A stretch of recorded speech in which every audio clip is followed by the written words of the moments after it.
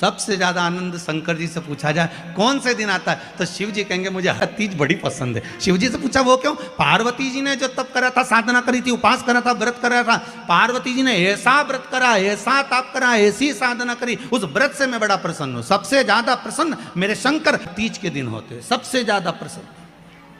और माताओं से निवेदन रहा है, बार बार कहते हैं, आप अगर तीज का व्रत नहीं भी करते हो तो भी 5-6 वृक्ष की 7 वृक्ष की पत्तियों को तोड़कर तीज के दिन शंकर भगवान को समर्पित कर दो। शंकर जी उस व्रत को स्वीकार कर लेते हैं, इतने प्रसन्न हो जाते हैं मेरे दिल। शिव की प्रसन्नता है तीज का। थोड़ा ध्यान लगाकर सुनना। हरतालिका तीज शिव महापुराण की कथा ही नहीं है। आप जो तीज करते हो, हरियाली करो चाहे सातुड़ी करो, उस तीज की महत्वता क्या है, इस हिंगोली की शिव महापुराण की कथा में अपने को समझना है कि उसकी मूल तत्वता, उसकी महत्वता है क्या, उसका महत्व क्या है।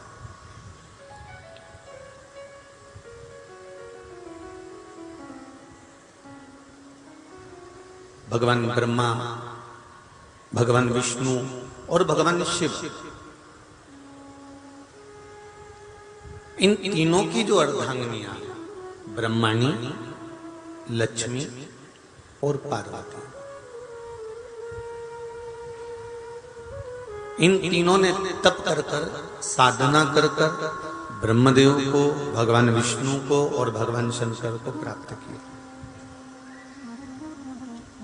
और तीनों ने प्राप्त कर कर तीनों देवताओं से वर मांगा कि वर हमको ऐसा दीजिए कि हमारे तप साधना का फल नारी को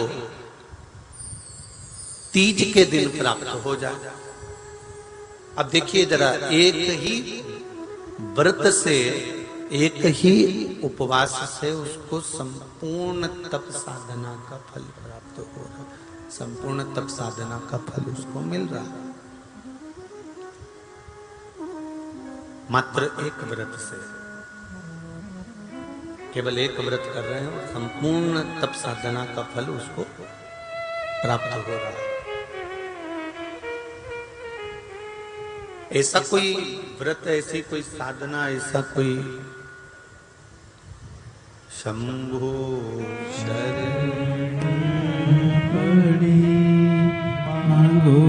घड़ी रे घड़ी मुख काटो, दया करी मैं दर्शन आपो, शंभो शरण घड़ी मांगो घड़ी रे घड़ी दुख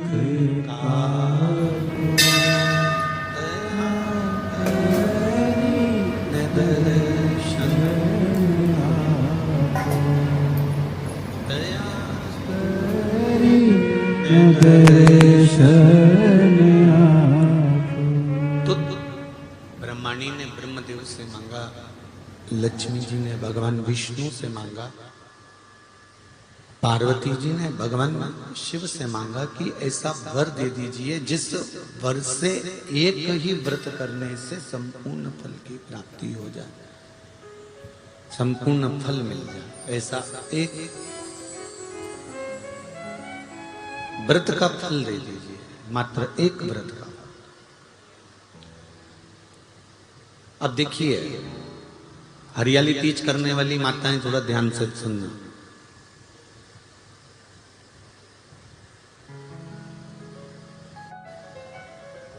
हरियाली तीज जब माताएं करती हैं तो एक हरियाली तीज, एक गणगौर की तीज,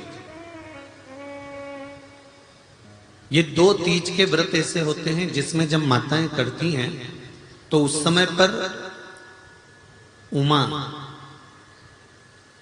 ब्रह्माणी और लक्ष्मी, इन तीनों की आराधना का फल उसको केवल एक व्रत से प्राप्त हो जाता। अब देखिए दूसरा, सातुड़ी तीज।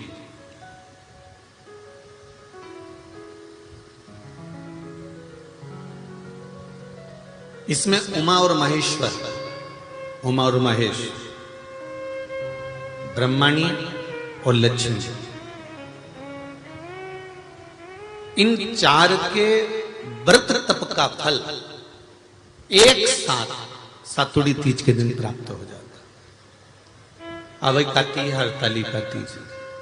आप लोग करते हो हरतालिका? यहाँ लोग करते कि नहीं करते? करते हैं यहाँ पे हरतालिका? कौन कौन करता है? जरा हाथ उठाओ तो जरा। अरे सभी करते हो, रखो रखो, बहुत बढ़िया, बहुत अच्छी बात। एक आती है हरतालिका तीज। इस तीज का व्रत माता पार्वती बेल वृक्ष के आनंद के साथ में फुलेरा बनाकर करती है, और जिसमें इस हरतालिका में माता पार्वती जी के जितने जन्म पहले हुए हैं, माता पार्वती का जन्म तो 52वें नंबर का, 52 नंबर पे माता पार्वती का जन्म है। इससे पहले तो माता के 51 जन्म पहले हो चुके, 51 जन्म माता पार्वती का पहले हो चुके हैं।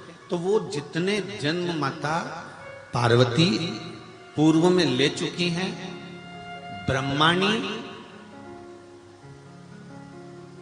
जितनी बार ब्रह्मदेव के साथ में विराजमान हो चुकी हैं, इंद्राणी जितनी बार इंद्र के साथ विराजमान हो चुकी हैं, और लक्ष्मी चाहे वो राधा के रूप में हो, चाहे वो रुक्मणी के रूप में हो, चाहे वो सतभामा के रूप में हो, चाहे वो यमुना के रूप में हो, चाहे वो गंगा के रूप में हो, जितनी बार माता लक्ष्मी ने रूप धारण करे हैं वो सब रूप में, और माता पार्वती अपने सारे रूप में, ब्रह्माणी अपने सारे रूप में, लक्ष्मी अपने सारे रूप में इस हरतालिका तीज के व्रत को करने के लिए आतुर रहती हैं। और इस व्रत को कर कर एक दिन में ही संपूर्ण विश्व का जितना तप है, साधना है, उपवास है, सबका फल एक साथ एकत्रित कर लेती हैं केवल एक व्रत में, हरतालिका तीज। अब एक बात ध्यान से सुनिएगा, सारे व्रत,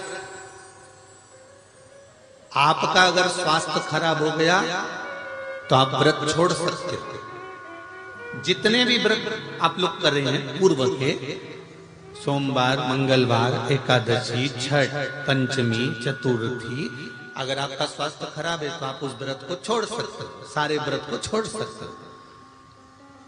पर तीज का जो व्रत होता है, हरतालिका जो व्रत होता है, ये व्रत एक बार लेने के बाद जब प्राण छूटते हैं तभी ये व्रत समाप्त होता है, अन्यथा बीच में ये व्रत समाप्त नहीं।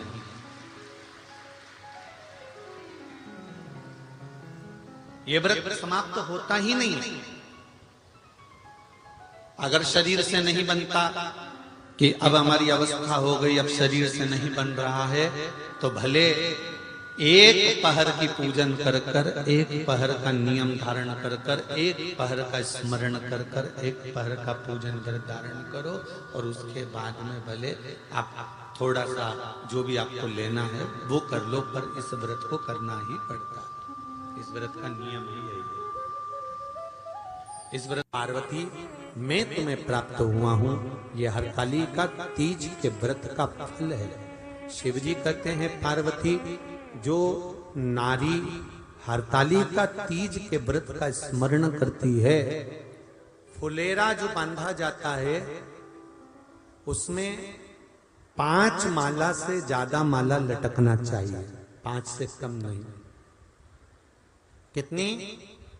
जैसे माला जो लटकाते हो वो 5 से ज्यादा होना चाहिए। 5 तो जया, विषहरा, शामली बारी, दौतली, देव, इससे अधिक होगी चलेगा, पर इससे कम फुलेरे के अंदर माला नहीं होना चाहिए महाराज। दूसरा, फुलेरा जहां हरतालिका व्रत हो वहीं पर बांधा जाता है। हरतालिका तीज का व्रत एक ऐसा व्रत होता है जो मरते दम तक रहता है। इस व्रत को छोड़ा नहीं जाता। ये नहीं किसी और वाले गुरुजी ने कहा और अपन ने एक बार कर लिया और अगली बार वो व्रत गायब हो गया, ऐसा नहीं होता।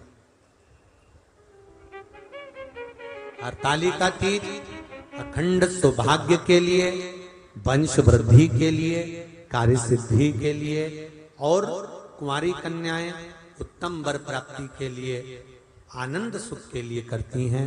ऐसा नहीं है कि केवल स्त्री ही करती है। जब नारी किसी कारणवश व्रत नहीं कर पाती तो पुरुष इस व्रत को धारण करते हैं। 30 अगस्त को, यही 30 तारीख को, कल 29 है, परसों 30 तारीख को हरतालिका तीज रहेगी। आप सब अपने हृदय से, मन से इस व्रत को कर कर अपने जीवन को सार्थक बनाइएगा। जो करते हैं, कितने लोग करते हो, जरा हाथ उठाइए। हरतालिका तीज इतने सारे करते हो, अरे बाबा कर लो, प्रणाम प्रणाम, आपको बहुत बहुत नमन करता हूं, बहुत बहुत सारा। फुलेरा बांधते हो? नहीं, अब की बात बांधना। मंदिर में करते हो तो मंदिर में, घर में करते हो तो घर में। फुलेरा वंश की वृद्धि करता है, फुलेरा अखंड सौभाग्य देता है, फुलेरा मन की कामना को पूर्ण करता है। जो बेटियां जिनका विवाह नहीं हो रहा हो, या बेटे जिनका विवाह नहीं हो रहा हो, वो 7 स्थान पर कहीं फुलेरा बंधा हो तो फोन लगाकर पूछना कहाँ बंधा है, वहां का दर्शन करना। एक फूल में हल्दी कुंकू लगाकर शिव जी को चढ़ाकर फिर वहां से जाना। 7 स्थान के फुलेरे का दर्शन अवश्य करिएगा। जो व्रत नहीं करते हैं उनसे निवेदन है, कहीं हरतालिका हो रही हो तो वहां बैठकर अगर भजन हो रहे हो तो थोड़ी देर भजन गाने चले जाना। अपने मोहल्ले में, कॉलोनी में, सोसाइटी में कहीं हरतालिका तीज का व्रत हो रहा हो तो 2-4 मिनट जाकर दर्शन जरूर करना, जिससे भोलेनाथ आपका अखंड सौभाग्य करे और आपके मन की कामना पूर्ण करे।